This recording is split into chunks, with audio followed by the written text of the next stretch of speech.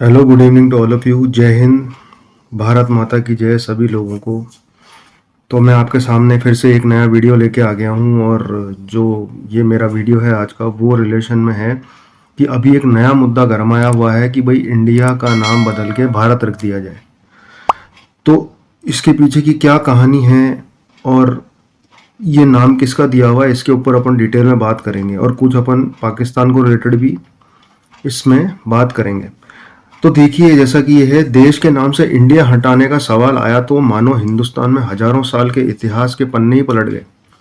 इस भूखंड का नाम भारत कैसे हुआ? इस देश को सर्वप्रथम इंडिया किसने कहा? क्या प्रचलित धारणा के मुताबिक हमें अंग्रेजों ने सबसे पहले इंडिया नाम दिया? ऐसे कई सवाल हैं जो कि बाहर आने अब जरूरी हैं।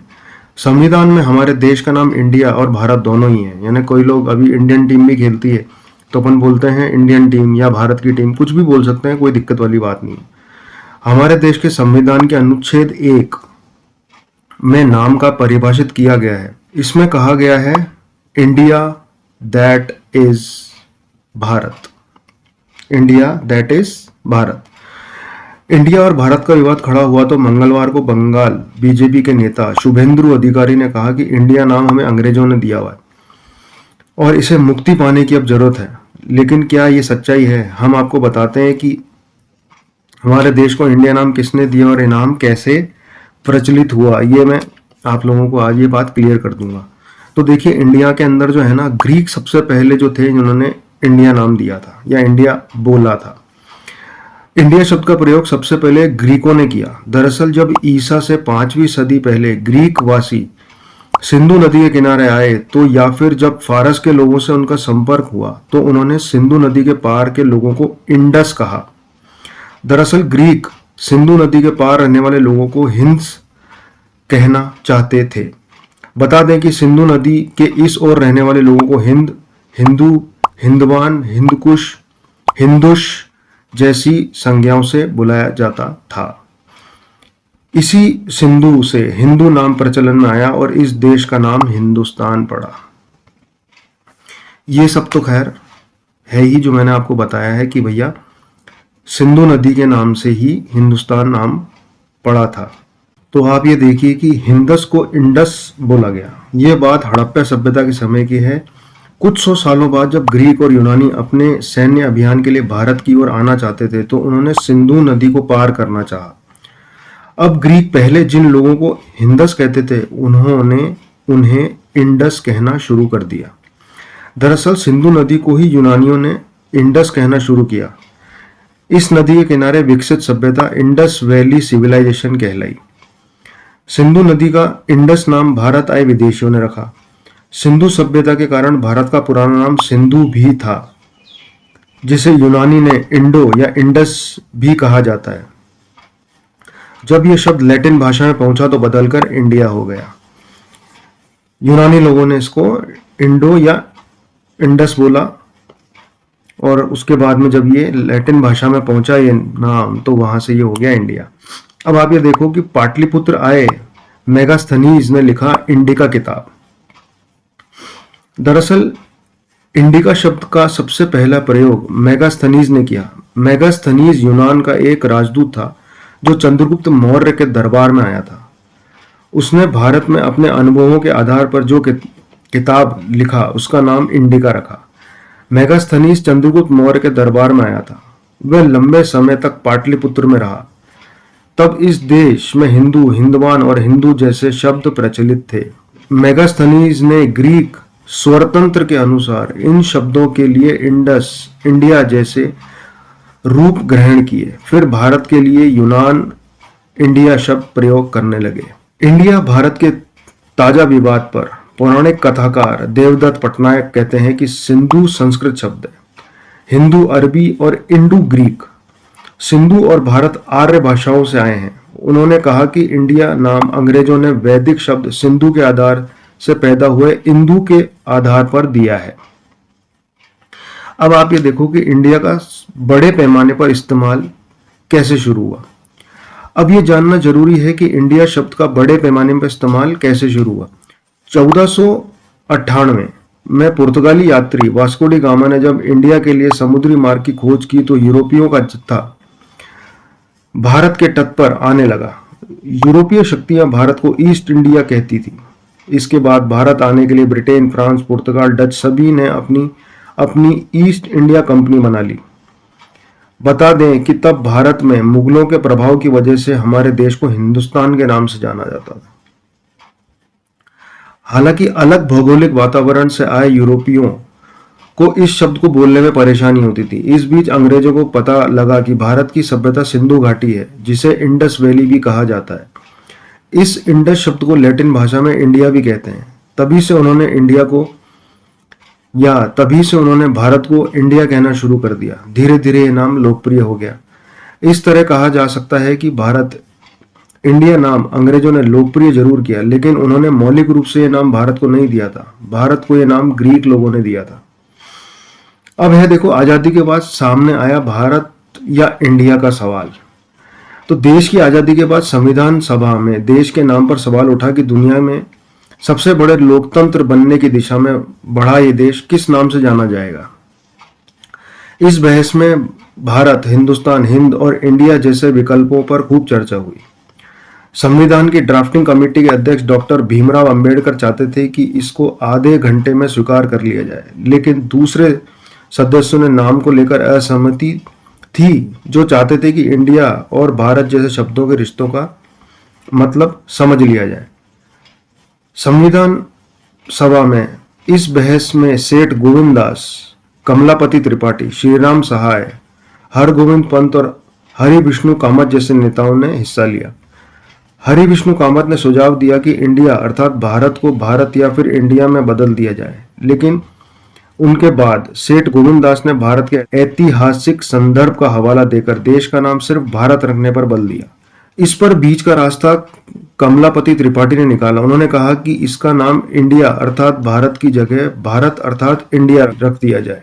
हरगोविंद पंत ने अपनी राय रखते हुए कहा कि इसका नाम भारतवर्ष होना चाहिए, कुछ और नहीं। लेकिन भारत या भारतवर्ष नाम का समर्थन करने वाले ये सारे नेता उत्तर भारत या कहें कि हिंदी पट्टी के थे, जबकि भारत का विस्तार उत्तर से कश्मीर से लेकर दक्षिण के कन्याकुमारी तक है। संविधान सभा में हर क्षेत्र, हर भाषा के लोग बैठे थे। हिंदी को राजभाषा मानने पर पहले ही बहुत घमासान हो चुका था। ऐसे में विदेशों से संबंधों का हवाला और देश में सबको एक सूत्र में जोड़ने की कोशिश करते हुए संविधान के अनुच्छेद 1 में लिखा गया कि इंडिया अर्थात भारत राज्यों का संघ होगा। तो आप ये देखो, ये तो है भारत का इंडिया नाम होने का इतिहास। अब अगर आप मैं बताता चलता हूँ आपको कि अगर सपोज करो कि अगर भारत जो है वो इंडिया नाम को त्याग देता है, तो उसमें पाकिस्तान का क्या रोल होगा, पाकिस्तान उसमें अपना कैसे हित ढूंढेगा, वो भी मैं आपको बता देता हूँ। तो आप ये देखिए कि पाकिस्तान जो है ना वो इंडिया नाम पे दावा कर सकता है। मामला अब केवल भारत के अंदर तक ही सीमित नहीं है। कहा जा रहा है कि अगर भारत ने इंडिया नाम का त्याग किया तो पड़ोसी देश पाकिस्तान उसे फौरन लपक लेगा। एक Twitter handle south Asia index ने पाकिस्तानी मीडिया के हवाले से लिखा है कि अगर भारत संयुक्त राष्ट्र के स्तर पर आधिकारिक तौर से अपना इंडिया नाम त्यागता है तो पाकिस्तान इंडिया नाम पर दावा कर सकता है। इसने आगे लिखा कि पाकिस्तान के राष्ट्रवादी लोग लंबे समय से तर्क देते आ रहे हैं कि इंडिया नाम पर पाकिस्तान का अधिकार है, क्योंकि वह पाकिस्तान के सिंधु क्षेत्र यानी इंडस रीजन से उत्पन्न हुआ है। गौर करने की बात यह है कि G20 में संबंधित रात्रि भोज के निमंत्रण पर राष्ट्रपति द्रौपदी मुर्मू को प्रेसिडेंट ऑफ भारत यानी भारत के राष्ट्रपति के तौर पर संबोधित किए जाने को लेकर मंगलवार को बड़ा राजनयिक विवाद या बखेड़ा खड़ा हो गया। विपक्ष ने आरोप लगाया कि सरकार देश के दोनों नामों इंडिया और भारत में से इंडिया को बदलना चाहती है। सूत्रों ने G20 में संबंधित कुछ दस्तावेजों में देश के नाम के रूप में भारत का इस्तेमाल किए जाने की पुष्टि करते हुए कहा कि यह सोच समझकर लिया गया निर्णय है। G20 प्रतिनिधियों के लिए तैयार की गई पुस्तिका में कहा गया है भारत देश का आधिकारिक नाम है। इसका उल्लेख संविधान और 1946-48 की चर्चाओं में भी किया गया है। अब इसको लेकर के पता है मोहम्मद अली जिन्ना ने भी आपत्ति जताई थी। वो कैसे, आप ये देखो। पाकिस्तान का निर्माण 1947 में हिंदू बहुल्य भारत से एक अलग मुस्लिम बहुल राष्ट्र के रूप में किया गया था। सितंबर 1947 में यानी ब्रिटिश हुकूमत के खत्म होने के महज एक महीने बाद लुईस माउंटबेटन ने मोहम्मद अली जिन्ना को एक कला प्रदर्शनी का मानद अध्यक्ष बनने के लिए आमंत्रित किया था। माउंटबेटन जहां भारत को, वहीं जिन्ना पाकिस्तान के गवर्नर जनरल थे। माउंटबेटन ने ब्रिटिश हुकूमत के अंतिम वायसरॉय के रूप में विभाजन की देखरेख की थी और तब वह भारत के गवर्नर जनरल थे। माउंटबेटन का कद उस समय बिल्कुल वैसा ही था जैसा 1950 के बाद भारतीय गणराज्य के राष्ट्रपति का है। माउंटबेटन और जिन्ना में आपस में कभी नहीं बनती थी। 1973 में एक इंटरव्यू में माउंटबेटन ने जिन्ना को कमीना तक कह दिया था। फिर भी 1947 में दोनों गवर्नर जनरल थे, माउंटबेटन भारत के और जिन्ना पाकिस्तान के। जिन्ना को आमंत्रित करना महज एक औपचारिकता थी, लेकिन तब जिन्ना ने इसका विरोध किया क्योंकि इस पर हिंदुस्तान की जगह इंडिया लिखा हुआ था। तब जिन्ना ने माउंटबेटन को लिखा, यह अफसोस की बात है कि कुछ रहस्यमय कारणों से हिंदुस्तान ने इंडिया शब्द अपना लिया, जो निश्चित रूप से भ्रामक है और इसका उद्देश्य भ्रम पैदा करना है। दरअसल जिन्ना चाहते थे कि डिटेल में लिखा हो पाकिस्तान और हिंदुस्तान कला की प्रदर्शनी, लेकिन माउंटबेटन को यह स्वीकार नहीं था। आखिरकार जिन्ना ने निमंत्रण वैसे ही स्वीकार कर लिया। यह कोई अकेली घटना नहीं थी। मुस्लिम लीग ने विभाजन से पहले यूनियन ऑफ इंडिया भारत संघ नाम पर आपत्ति जताई थी।